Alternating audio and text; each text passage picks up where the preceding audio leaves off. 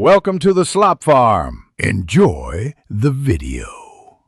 You start by checking your iPhone is updated and has space. This prevents failures. Open Clock and tap Alarm. Now press plus to create a new alarm, or choose Edit then an existing alarm to change its sound. Once done, tap Sound to view built-in tones and recent ringtones. Make sure to stay in the Clock app while you pick a tone. Changes apply only when you return, and tap Save.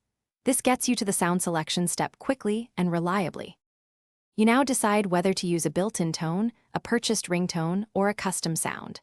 Tap Sound and listen to tones, tap 1 to preview.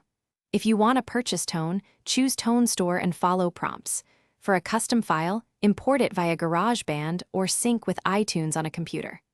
Once the tone appears in the list, select it and you'll hear a preview. This confirms the file format and length are compatible before you save the alarm. You finish by tapping Save to apply the sound to your alarm, then test it by setting an alarm a minute or two ahead. If it doesn't play, check the ringer/silent switch, volume level and focus or do not disturb settings. These commonly mute alarms.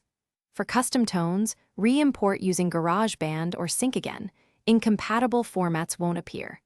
Finally, restart the iPhone if issues persist, and then retest. That single restart